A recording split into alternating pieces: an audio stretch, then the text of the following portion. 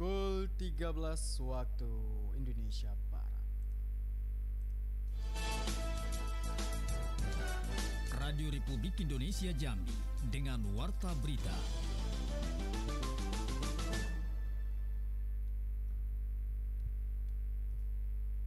Selamat siang, Warta Berita dari Jambi, Sabtu 20 Januari 2024 mentengahkan sejumlah informasi diantaranya.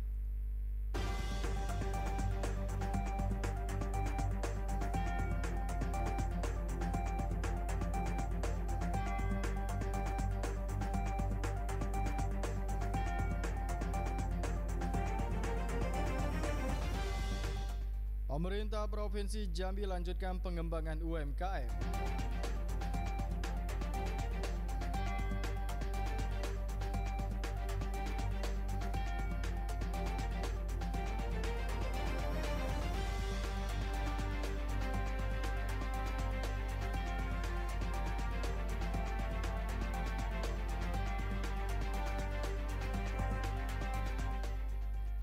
Puskesmas Muaro Kumpe Muaro Jambi optimalkan pelayanan di wilayah dampak banjir.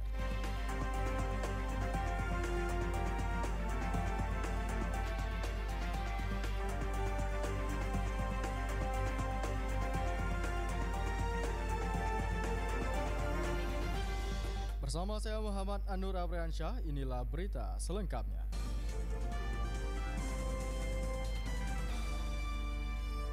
Pendengar, pemerintah Provinsi Jambi telah mengelontorkan anggaran sebesar 18 miliar untuk membantu pengembangan UMKM di Provinsi Jambi pada tahun 2023 dan dilanjutkan di tahun 2024 ini.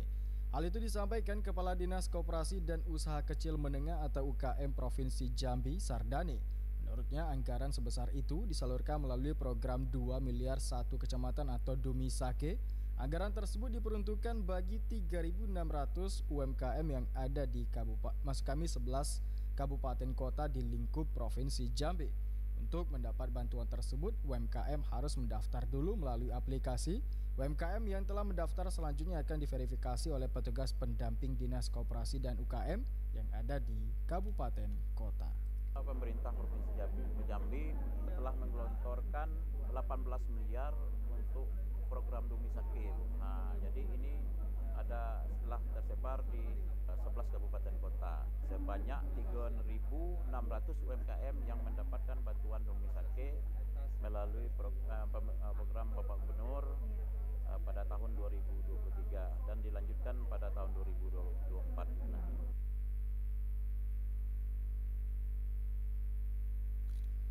Bantuan yang diberikan Pemprov tersebut merupakan salah satu upaya pemerintah untuk mendorong pengembangan UMKM di Provinsi Jambi. Tidak hanya bantuan anggaran untuk modal usaha, bantuan peralatan dan pelatihan juga diberikan. Di Provinsi Jambi saat ini terdapat sekitar 160.000 UMKM. Adanya sejumlah kamus bahasa daerah di Provinsi Jambi seperti salah satunya bahasa Siluak Kerinci, sehingga perlu ada kepedulian masyarakat melalui Kantor Bahasa Provinsi Jambi. Disampaikan Asisten 1 Bidang Pemerintahan dan Kesra Setda Provinsi Jambi, Arif Munandar, yang menurutnya hingga saat ini belum ada peraturan daerah turunan dari Perpres, belum ada. Sehingga perlu adanya regulasi untuk pengembangan bahasa Indonesia namun dapat melindungi bahasa yang ada di Provinsi Jambi. Ini makanya kita perlu ke depan kita buat regulasinya sehingga bagaimana kita mengembangkan bahasa Indonesia dan juga melindungi bahasa-bahasa daerah yang ada di Provinsi Jambi. Jadi otomatis ini kan banyak kebudayaan. Jadi harapan kita ke depan penggunaan bahasa yang benar sering diabaikan seperti penulisan surat dinas. Arif Munandar menjelaskan, pihak kantor bahasa untuk bisa melanjutkan perannya seperti mempersiapkan peraturan daerah sesuai Undang-Undang Nomor 24 dengan Perpres 57. Yang menurutnya, pemerintah siap mendukung sebagai upaya melindungi serta menentukan kejelasan dalam penerapan bahasa yang benar. Menanggapi hal tersebut, Kepala Kantor Bahasa Provinsi Jambi, Adi Budiwianto, untuk mendukung semua pihaknya mengawali dengan peluncuran produk diantaranya perkamusan hingga buku cerita anak. Wibahasa dari Bahasa Daerah Indonesia, dan juga kami mengeluarkan beberapa inovasi yang bisa dinikmati oleh masyarakat Jambi. Di antaranya peta komunitas literasi yang ada di Provinsi Jambi. Selain itu, Kantor Bahasa Provinsi Jambi ditingkatkan inovasi pelayanan baik ke masyarakat maupun setiap lembaga dengan menyiapkan dengan kebutuhan lembaga tersebut baik pemenahan, penerapan bahasa, dan lainnya. Pendengar, jaksa pada Kejaksaan Tinggi Jambi telah menyatakan lengkap atas berkas perkara korupsi pembelian aset PT Mendahara Agro Jaya Industri atau PT Maji oleh PT PN 6 yang terletak di Kabupaten Tanjab Tim. Hal ini disampaikan Kasih Penerangan Hukum atau Penkum Kejati Jambi Lesi Fatari. Menurutnya, dalam perkara yang disidik oleh penyidik Polda Jambi ini diduga ada markup atau akuisisi PT Maji sebesar 146 miliar rupiah dengan luasan sekitar 3.000 hektar. Namun dalam transaksi tersebut PT PN hanya membayar 50 miliar rupiah saja sehingga diduga menjadi kerugian negara sebesar 72 miliar rupiah. Lesi menyebutkan saat ini kasus tindak pidana korupsi akuisisi PT Maji oleh PT PN 6 Jambi sudah dinyatakan lengkap atau P-21 dengan menyeret 5 tersangka dengan inisial IS, NP, A, MA, dan NW. Jaksa ajukan banding dalam kasus korupsi Bank Jambi dengan terdakwa Yunsak El Halkon, Andri Irfandi, dan Dadang Suryanto. Saat ini setelah dinyatakan banding, jaksa akan mempersiapkan memori banding guna dilimpahkan kembali ke Pengadilan Tinggi. Untuk kewenangan perkara masih ada penyidik Polda Jambi termasuk terkait pelaksanaan serah terima tersangka dan barang bukti sehingga tahap 2 berupa pelimpahan tersangka dan barang bukti kepada Jaksa Kejati Jambi akan dikoordinasikan lebih lanjut antara polisi dan jaksa.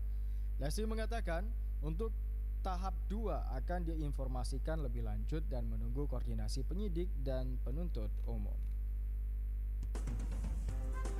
Anda masih mengikuti Warta Berita.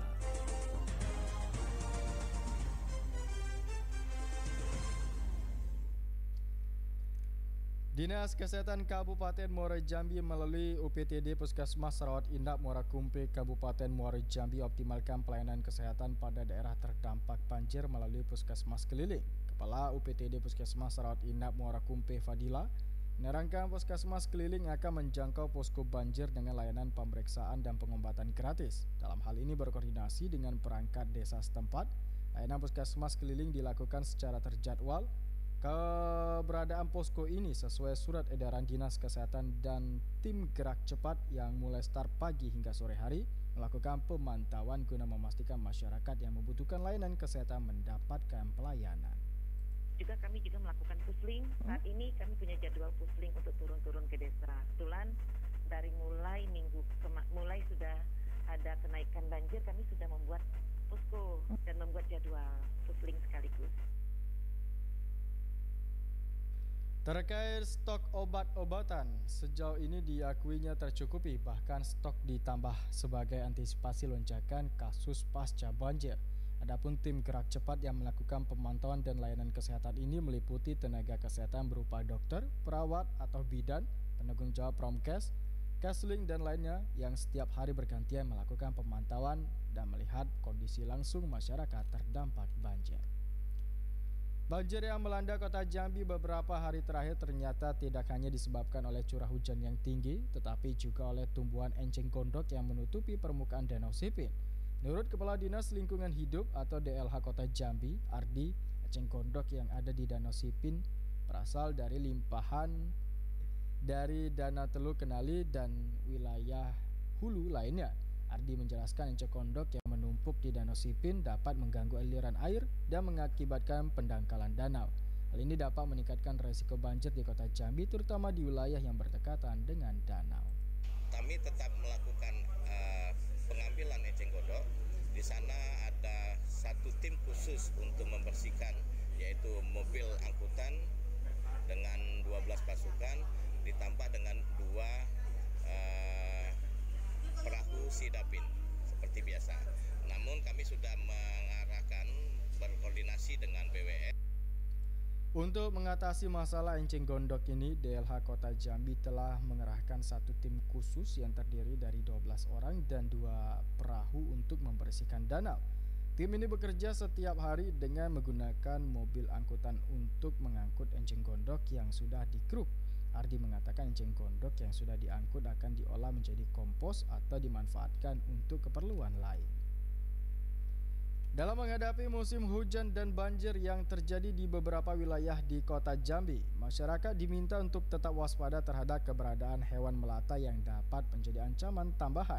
Kepala Dinas Damkar dan Penyelamatan Kota Jambi, Mustari Afandi, mengatakan keberadaan hewan melata seperti ular, biawak, dan buaya dapat meningkat selama banjir karena mereka mencari tempat berlindung di sekitar pemukiman yang terendam banjir. Mewaspadai binatang melata. Hewan melata ini sangat berisiko tinggi. Ular, biawak, buaya, dan seterusnya ini akan keluar. Mereka akan mencari tempat yang lebih dingin dan tentulah akan masuk ke rumah dan seterusnya. Nah, ini juga akan lebih berhati-hati. Dirinya menghimbau kepada masyarakat untuk mengambil langkah pencegahan yang diperlukan seperti memperhatikan lingkungan sekitar, menghindari berjalan di dalam air yang tergenang, dan melaporkan segera keberadaan hewan melata kepada petugas atau pihak berwenang setempat. Sebelum berpisah kembali, kami sampaikan pokok berita utama.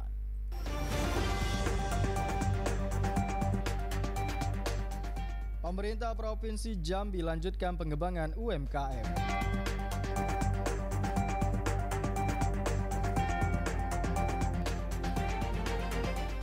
Puskesmas Muaro Kumpe, Muaro Jambi optimalkan pelayanan di wilayah dampak banjir.